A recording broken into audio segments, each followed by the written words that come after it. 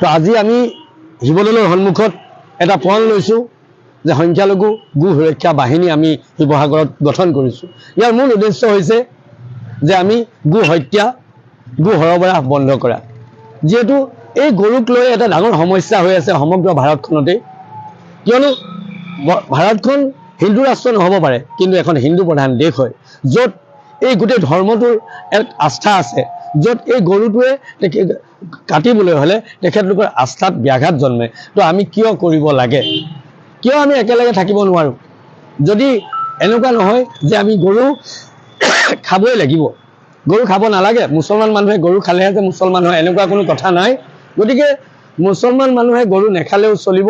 আমি গো সুৰক্ষা বাহিনী অসমে এটাই প্ৰণ ল'ম যে শিৱসাগৰত এয়া প্ৰথম আৰম্ভ কৰিছোঁ আমি, ইয়াৰ পৰা সমগ্ৰ অসমতে আমি যুঁজা চলাম যাতে ক'তো গৰু কটা বা গৰু সৰবৰাহ যাতে নহয়। আৰু বিশেষকৈ এটা কথা ক'ব লাগিব, মুখ্যমন্ত্ৰী হিমন্ত বিশ্ব শৰ্মা ডাঙৰীয়াক আমি ধন্যবাদ দিব লাগিব, যিহেতু তেখেতে যিখন আনিলে যে ৰেষ্টুৰেণ্টে হওক বা ৰাজহুৱা স্থানতে হওক যি গো কটা বা গো খোৱা বন্ধ কৰিলে, তাক আমি সমৰ্থন জনাইছোঁ। আৰু অনাগত দিনত আমি মুখ্যমন্ত্ৰী ডাঙৰীয়াৰ হাতত হাত ধৰি প্ৰত্যেকখন গৰু সৰবৰাহ কৰা যিবিলাক বজাৰ আছে সেই বজাৰবিলাক আমি বন্ধ কৰিবলৈ চেষ্টা কৰিম। আৰু মুখ্যমন্ত্ৰী ডাঙৰীয়াই বিশেষকৈ গো সৰবৰাহ আৰু গো বজাৰসমূহ বন্ধ কৰক, কিয়নো এই সমস্যাটো তেতিয়ালৈকে চলি থাকিব যেতিয়ালৈকে গৰু বজাৰ চলি থাকিব, যেতিয়ালৈকে গো সৰবৰাহ চলি থাকিব, তেতিয়ালৈকে ইছলাম ধৰ্মাৱলম্বী লোকসকলে এই গো ভক্ষণ কৰিবলৈ সুবিধা পাই থাকিব।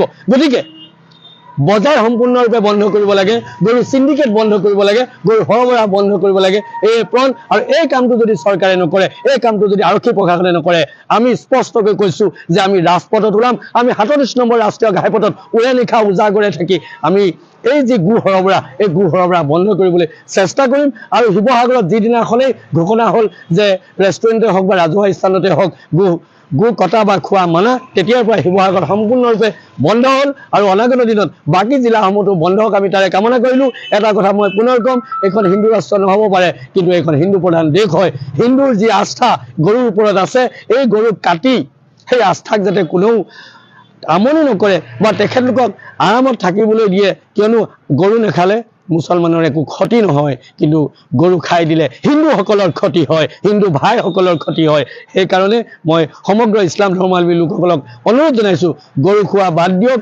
গৰু বিকল্প বহুত আছে, যে আপোনালোকে খাবই লাগিব এনেকুৱা কথা নহয়। আৰু শেষত এটা কথাই ক'ম, মুখ্যমন্ত্ৰী হিমন্ত বিশ্ব শৰ্মা ডাঙৰীয়াই যি নিয়ম উলিয়ালে, যি আইন উলিয়ালে, তাক সম্পূৰ্ণৰূপে প্ৰণয়ন কৰক আৰু গৰু সৰবৰাহ বন্ধ হওক, গৰু বজাৰ বন্ধ হওক।